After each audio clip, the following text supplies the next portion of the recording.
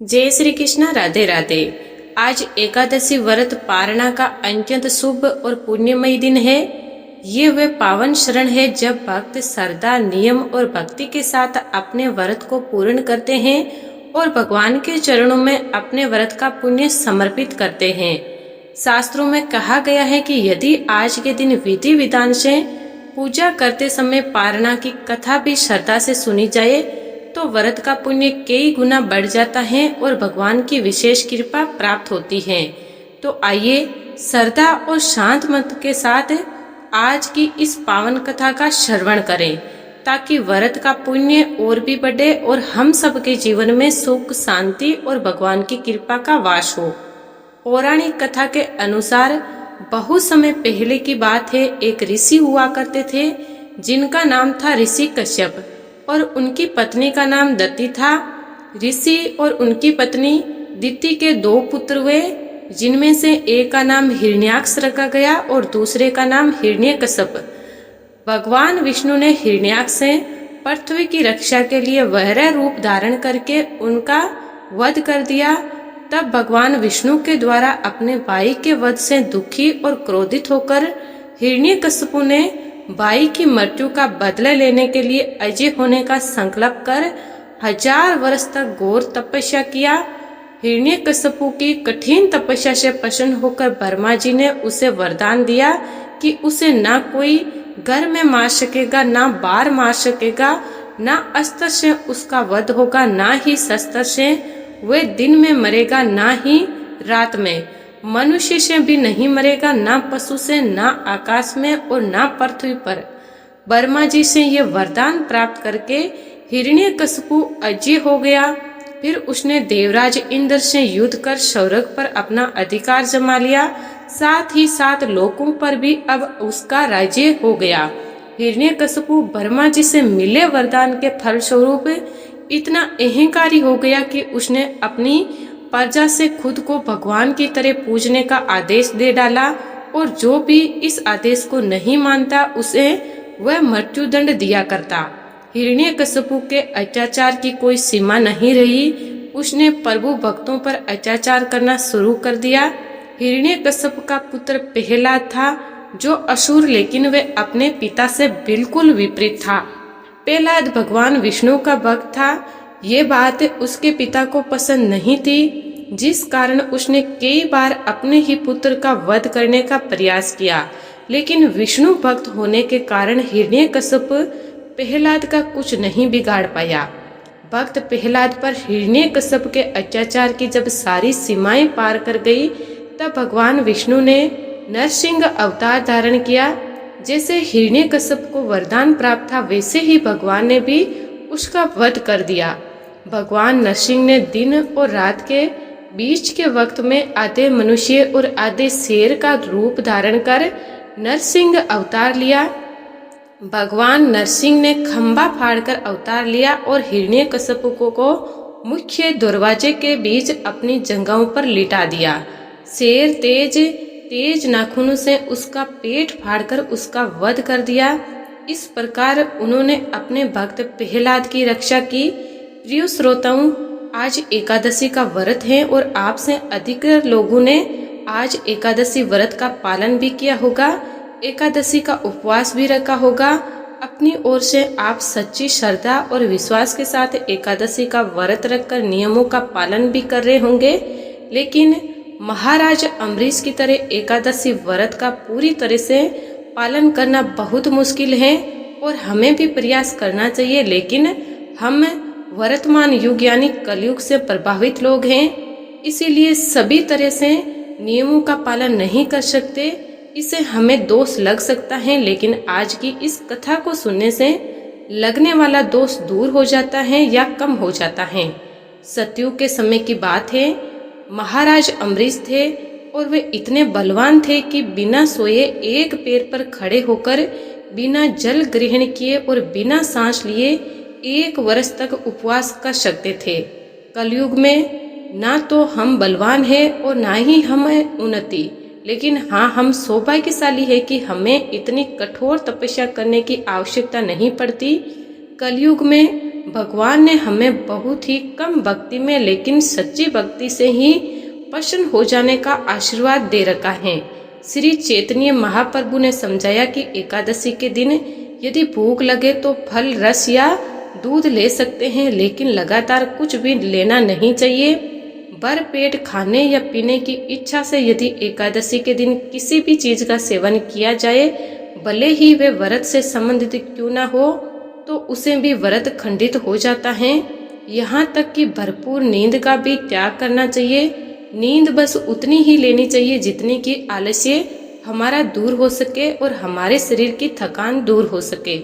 दिन रात जागते हुए हमें एकादशी के दिन श्री हरि का स्मरण, श्री कृष्ण का स्मरण और जप करते हुए बिताना चाहिए, जैसा कि महाराज अम्बरीश ने किया था। वे संपूर्ण विश्व के सम्राट थे, गृहस्थी भी थे और भौतिक मोह माया में भली भांति लीन भी थे। मुनि दुर्वासा एक ब्राह्मण और सिद्ध योगी थे और वे अपने क्रोध के लिए जाने जाते थे। वे किसी को भी क्रोध में आने पर मृत्यु तक का श्राप दे सकते थे और किसी मर्त व्यक्ति को पुनर्जीवित भी कर सकते थे।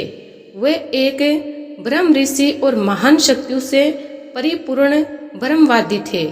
एक दिन उन्होंने सोचा कि मैं ब्राह्मण परिवार में जन्मा हूँ और शिव जी के वंश का हूँ, तो मैं शंकर जी का ही अवतार हूँ, जो अत्रि और अनुष्या के पुत्र हैं, जो परम विद्यामान उत्तम भक्त वैष्णव है।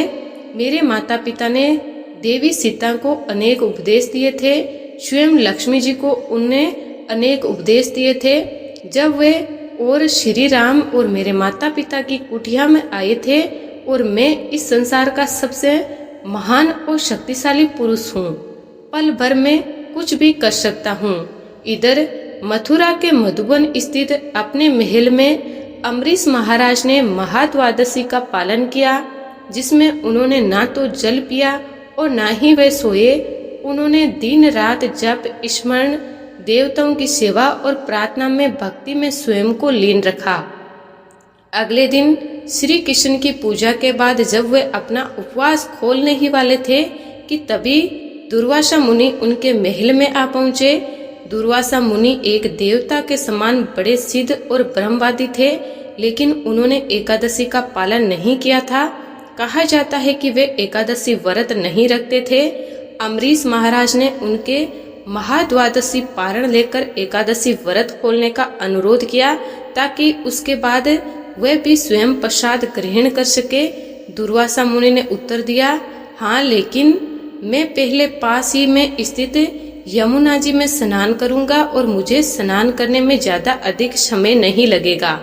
उन्होंने स्नान करने में इतनी देर कर दी, जानबूझकर इतनी देर लगाई कि एकादशी का व्रत पारण मुहूर्त, शुभ मुहूर्त समाप्त होने में अब कुछ ही क्षण शेष रह गए थे।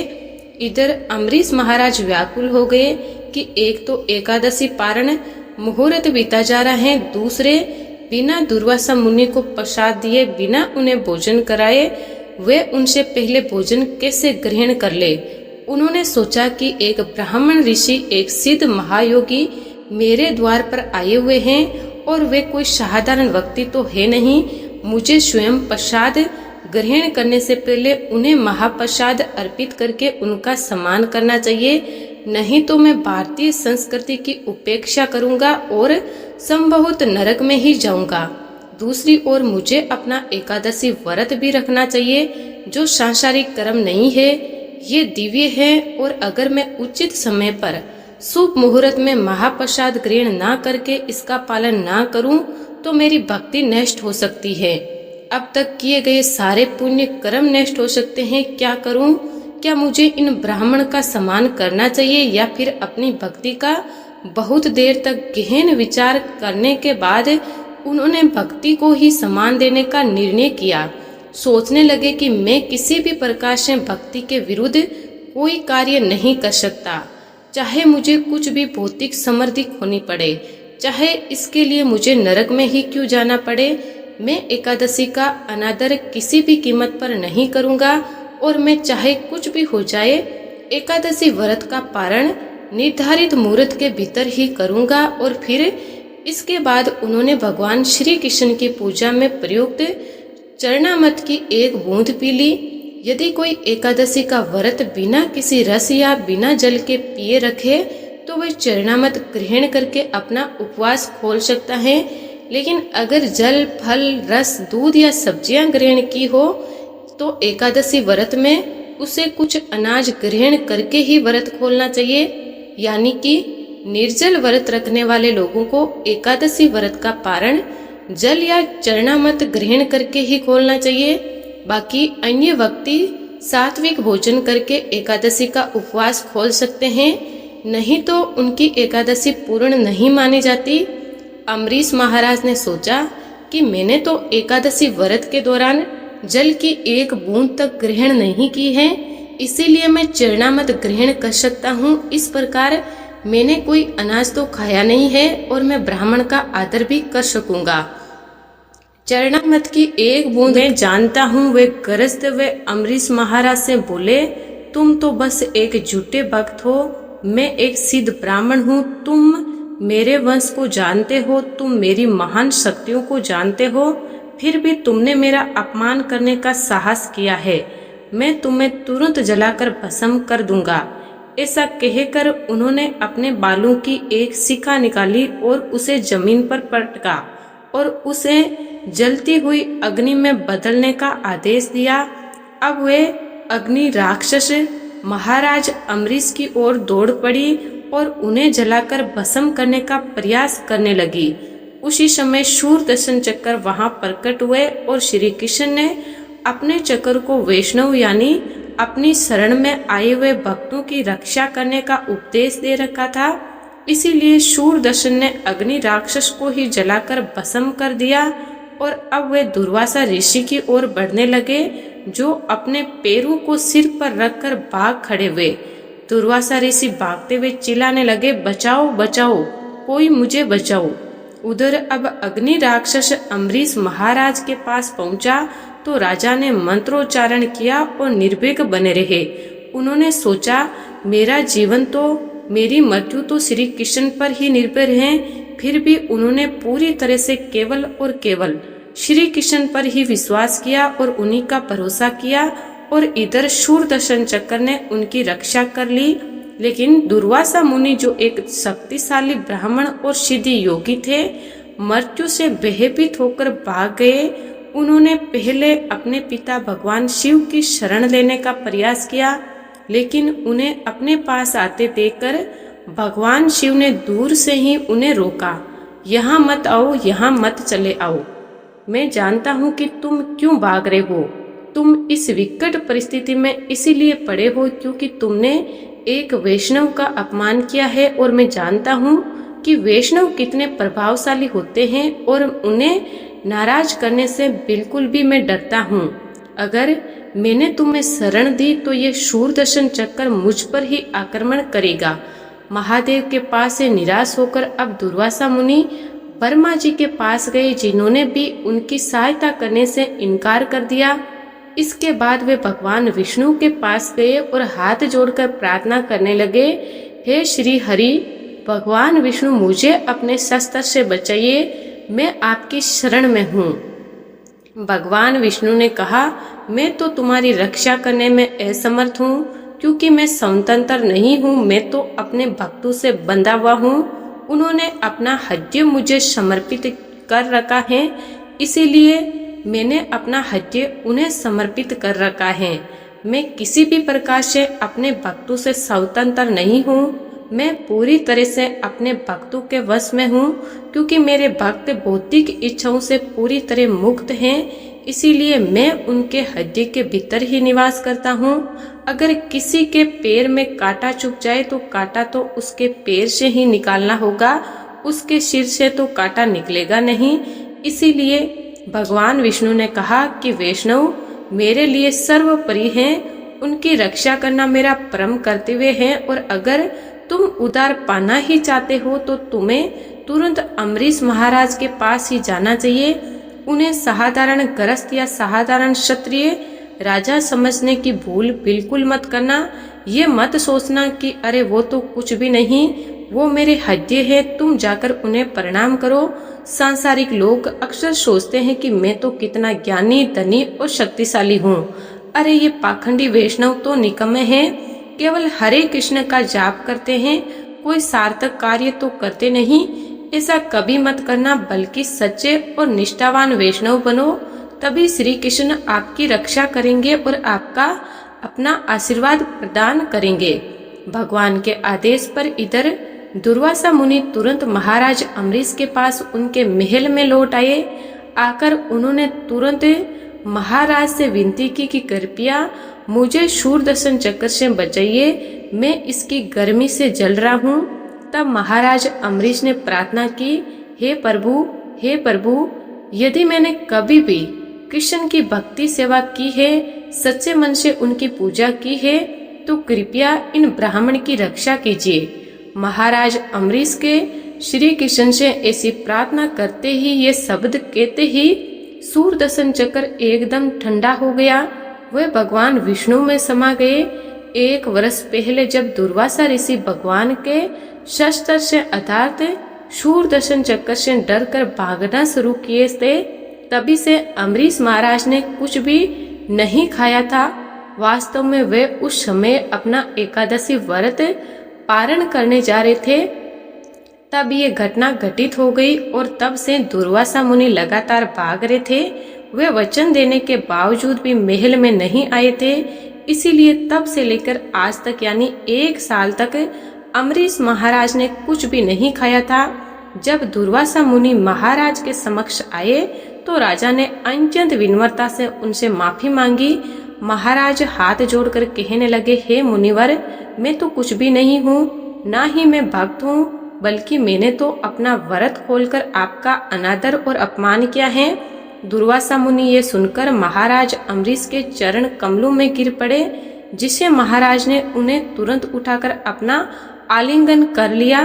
अम्बरीश महाराज ने उनसे दया करने और महाप्रसाद ग्रहण करने का अनुरोध किया।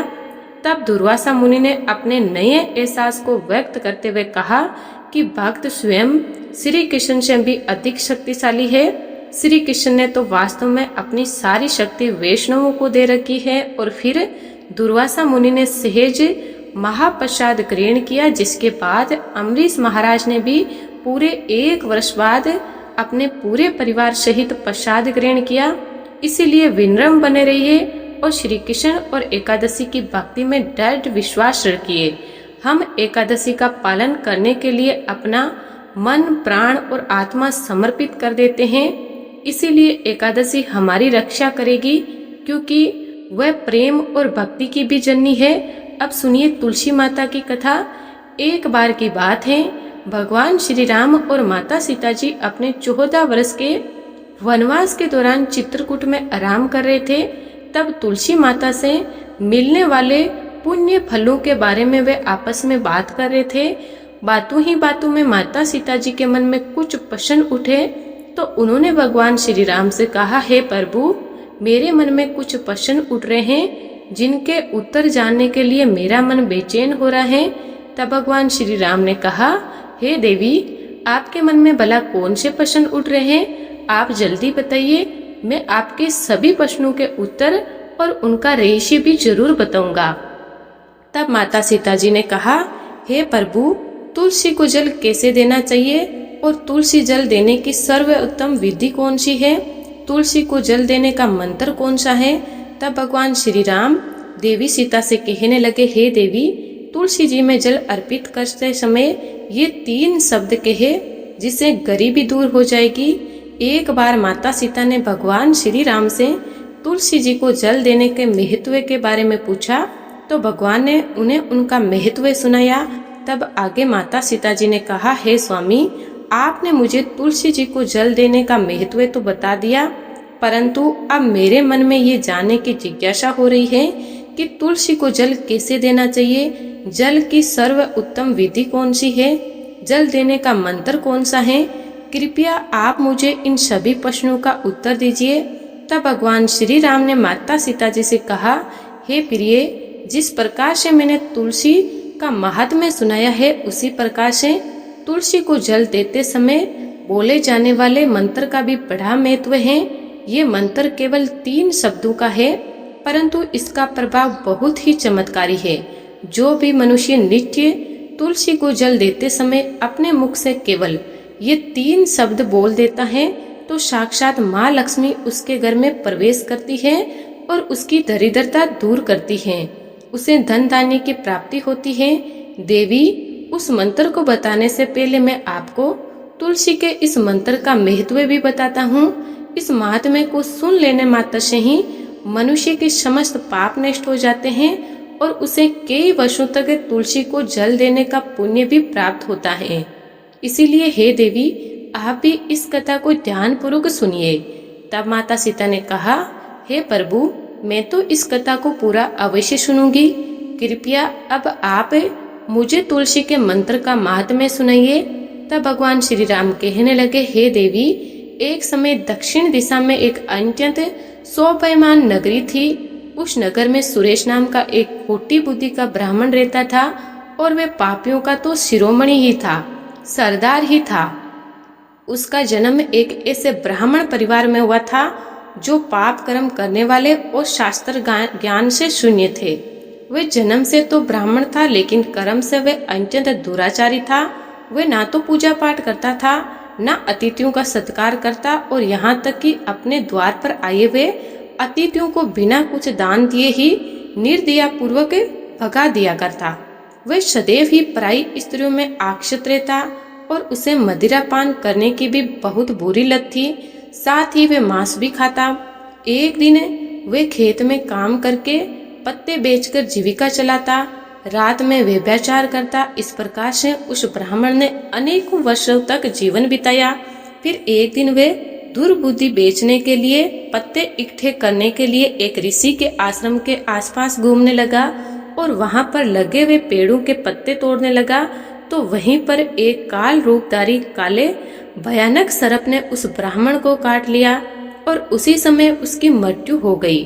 तब उसके बाद 2 यमदूत उसे लेने के लिए उस स्थान पर प्रकट हो गए और उसे उठाकर यमलोक ले जाने लगे। मार्ग में वे यमदूतों के सामने बहुत करुण विलाप करने लगा और बोला, हे दूतों, मुझे कहाँ लेकर जा रहे हो? मुझे छोड़ दो। लेकिन यमदूत उसे ये कहकर घसीटते हुए ले जा रहे थे कि अरे दुष्ट ब्राह्मण, तेरे पाप कर्मों के कारण तुझे सांप ने डस लिया है। अब तो यमराज जी ही तुझे अवश्य घोर नरक में डाल देंगे। फिर यमदूत उसे ब्राह्मण को लेकर यमलोक पहुंच गए और यमराज जी के सामने खड़े हो गए। अब चित्रगुप्त महाराज जी उस ब्राह्मण का लेखा जोखा निकालकर यमराज जी से कहने लगे, हे धर्मराज, इस ब्राह्मण ने बचपन से लेकर मृत्यु तक पाप ही पाप किए हैं। अपने पूरे जीवन में तो इसने कोई पुण्य का काम नहीं किया। तब धर्मराज जी अपने दूतों से कहते हैं, हे दूतों, इस घोर पाप करने वाले ब्राह्मण को उठाकर ले जाओ और इसे नरक में डाल दो। फिर यम के दूत उस पंडित को लेकर भयंकर नरक की अग्नि में धकेल देते हैं। तो अनेकों वर्षों तक नरक में सजा भुगतने के बाद उस ब्राह्मण को अपने दूसरे जन्म में एक बैल का शरीर मिला। बैल का जन्म पाकर वे बोझ उठाने का काम करने लगा। उसका मालिक उसे दिन रात काम करवाने लगा। फिर जब उस बैल की शक्ति कम हो गई तो उसके मालिक ने उसे एक लंगड़े आदमी को बेच दिया। तो उस लंगड़े आदमी ने उस बैल को खुद का बोझ उठाने के काम में उपयोग करना शुरू कर दिया। अब उसकी पीठ पर बैठकर दूर दूर घुमा करता। इस प्रकार से उस बैल ने 10 वर्ष तक उस लंगड़े आदमी का बोझा उठाया। फिर एक दिन वे लंगड़ा आदमी उस बैल की पीठ पर बैठकर किसी ऊंचे पर्वत पर जा रहा था। उस पर्वत पर बहुत देर तक चढ़ाई करने के कारण वे बैल थक गया, उसकी शक्ति कम हो गई और वे बेहोश होकर जमीन पर गिर पड़ा और अंतिम सांसें लेने लगा। तो वहां पर खड़े लोगों को उस बैल पर बड़ी दया आ गई और वे उसके मुख में पानी डालने लगे। उन्हीं लोगों में एक पुण्यात्मा इंसान भी था। उसने उस बैल का कल्याण करने के लिए अपना समस्त पुण्य उस बैल को दे दिया। तो वहां पर खड़े हुए कुछ और लोग भी अपने अपने पुण्य को उस बैल को समर्पित कर दिया। जब सभी लोग अपना पुण्य उस बैल को समर्पित कर रहे थे तो वहीं भीड़ में एक वेश्या भी खड़ी थी और ये सब देखकर उस वेश्या ने भी अपना पुण्य उस बैल को दे दिया। फिर कुछ ही क्षणों बाद उस बैल की मृत्यु हो गई और फिर उस स्थान पर यमदूत आए और उस बेल के शरीर से उस ब्राह्मण की आत्मा को निकालकर यमलोक ले गए। यमलोक में ले जाकर उसे यमराज जी के सामने खड़ा कर दिया। फिर चित्रगुप्त महाराज जी ने उसका लेखा जोखा देखा तो आश्चर्य में पड़ गए, क्योंकि वेश्या के द्वारा दिया गया पुण्य सबसे अधिक बड़ा था और उस पुण्य के प्रभाव से उस ब्राह्मण के सभी जन्मों के पाप नष्ट हो गए। फिर यमराज ने उस ब्राह्मण के सारे पाप क्षमा कर दिए और कहने लगे, हे ब्राह्मण, उस वेश्या ने तुझे अपना पुण्य देकर तुझ पर बड़ा उपकार किया है। केवल उसी पुण्य के कारण तुम्हारे सब जन्मों के पाप नष्ट हो गए हैं। और फिर यमराज जी ने उसे एक बार फिर से मनुष्य योनि जन्म प्रदान किया। इस प्रकार उसे पृथ्वी पर एक उत्तम पंडित कुल में जन्म मिला। उस महापुण्य के प्रभाव से उसे इस नए जन्म में पूर्व जन्म की सारी बातें याद आने लगी। तो वह ब्राह्मण खड़ा हो गया और उसे याद आया कि पिछले जन्म में जब वह बेल था तो एक वेश्या ने मुझे अपने पुण्य दिए थे, और उसके मन में उस वेश्या के बारे में जानने की इच्छा हो गई और उस महापुण्य के बारे में जानने के लिए वे उस वेश्या का पता लगाने के लिए ढूंढता हुआ उसके नगर में चला गया। तो वह वेश्या अब तक बूढ़ी हो गई थी। फिर जब उसे ढूंढने पर वह वेश्या मिल गई तो वह उसके सामने जाकर उसे बार बार प्रणाम करने लगा और उसका धन्यवाद करने लगा। तब वेश्या कहने लगी, हे ब्राह्मण, आप कौन है और किस कारण आप मुझ वेश्या को धन्यवाद कर रहे हैं? मैंने आपका कौन सा कार्य किया है कि आप मुझे बार बार धन्यवाद दे रहे हैं? तो वह ब्राह्मण कहने लगा, हे माता, मैं वही बेल हूँ जिसे तुमने अपना पुण्य दे डाला था। अपने पाप कर्म के कारण मुझे पिछले जन्म में बेल का जन्म मिला और उस पर्वत पर जब मैं मर रहा था तो तुमने मुझे अपना पुण्य दान दिया था। तुम्हारे पुण्य के प्रभाव से ही आज मुझे फिर से मनुष्य जन्म मिला है। तुम्हारा द्वारा दिए गए उसी पुण्य के कारण मुझे अपने पूर्व जन्म की सारी बातें याद हैं। लेकिन हे माता, मैं आज यहाँ पर ये जानने के लिए आया हूँ कि आपने मुझे उस समय अपना कौन सा पुण्य दान दिया था जिस कारण से मेरे सभी जन्मों के पाप खत्म हो गए।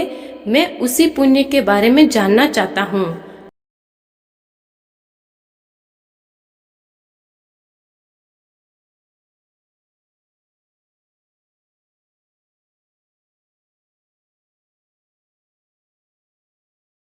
ब्राह्मण की बात सुनकर वेश्या ने कहा, हे ब्राह्मण, मैंने तो अपने जीवन में कोई पुण्य का काम नहीं किया, परंतु मेरे घर में एक तोता है जो पिंजरे में रहकर हमेशा कुछ बोलता रहता है और उसी को सुन सुनकर मेरी अंतरात्मा पवित्र हो गई।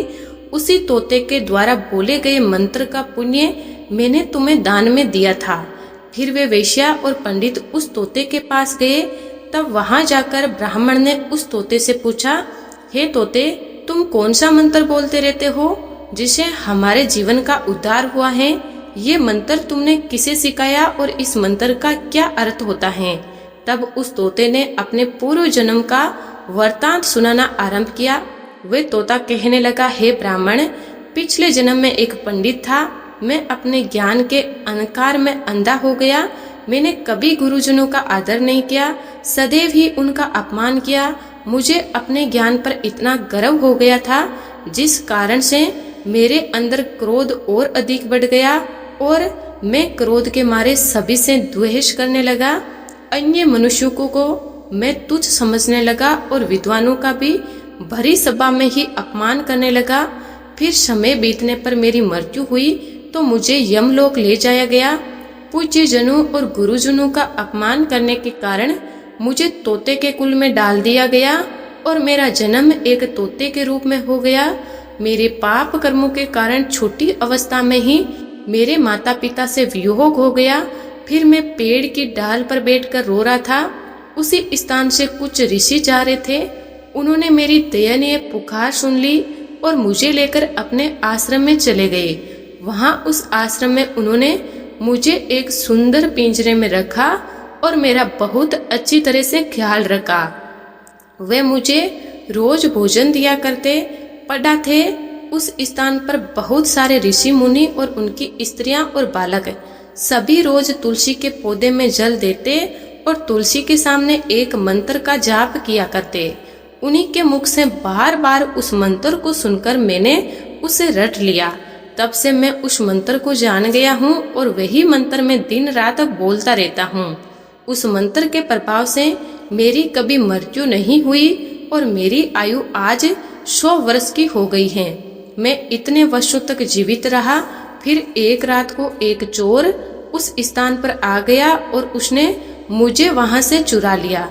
फिर इस वेश्या ने मुझे उस चोर से खरीद लिया और इस वेश्या के घर आने पर बाद भी मैं उस मंत्र को बोलता रहता हूँ, जिसे सुनकर इस वेश्या का मन भी पवित्र हो गया और इसने वेश्या का काम छोड़कर भगवान श्री हरि का भजन कीर्तन करना प्रारंभ कर दिया, भगवान की भक्ति करना प्रारंभ कर दिया और उसी मंत्र के प्रभाव से इस वेश्या की आत्मा भी पवित्र हो गई। हे ब्राह्मण, उस मंत्र के पुण्य से अब आप भी मुक्त हो गए। इस प्रकार से तोते ने उस ब्राह्मण को और वेश्या को सारा वृत्तांत सुना दिया, जिसे सुनकर वे पंडित और वेश्या दोनों ही अत्यंत प्रसन्न हुए और फिर वे दोनों ही रोज तुलसी को जल देकर उस मंत्र का जाप करने लगे। फिर तोता, वेश्या और ब्राह्मण तीनों उस मंत्र के प्रभाव से दिव्य विमानों में बैठकर भगवान श्री हरि विष्णु लोक को चले गए। ये सारा वृत्तांत सुनाकर भगवान श्री राम कहते हैं, हे देवी, देखा आपने केवल तुलसी के इस मंत्र के प्रभाव से ही तोते, उस वेश्या और उस पंडित के सभी पाप नष्ट हो गए। इसीलिए सभी मनुष्य रोज तुलसी को जल देते समय एक मंत्र का उच्चारण अवश्य करें। हे देवी, वह मंत्र इस प्रकार से है, जिसे आप भी ध्यान से सुनिए। ओम श्री हरि प्रियाय नमः, ओम श्री हरि प्रियाय नमः, ओम श्री हरि प्रियाय नमः। जो भी स्त्री नित्य तुलसी के समक्ष इस मंत्र का उच्चारण करेगी वे सौभाग्यशाली बनेगी। जो भी पुरुष तुलसी के सामने इस मंत्र का उच्चारण करेंगे उसे अपार धन की प्राप्ति होगी। जिस घर के सामने नित्य तुलसी की पूजा की जाएगी उस घर में साक्षात माँ लक्ष्मी का वास होगा। तुलसी जी का ये मंत्र राजकल्प तरु है, ये समस्त फलों को प्रदान करने वाला है। इसीलिए जो भी तुलसी के सामने इस मंत्र का उच्चारण करेगा उसे संपूर्ण सिद्धियां प्राप्त होगी। स्त्रियों को सदैव ही स्नान करके अपने बाल बांधकर मांग में सिंदूर भरकर नित्य तुलसी को जल देकर इस मंत्र का उच्चारण करना चाहिए। रोज तुलसी के पौधे की परिक्रमा करने के साथ ही सभी पाप नष्ट हो जाते हैं। रोज शाम के समय तुलसी के पास दीपक जलाएं और तुलसी के पास बैठकर भगवान विष्णु की आराधना करें। तुलसी के पास दीपक जलाने से मनुष्य को धन दानी की प्राप्ति होती है।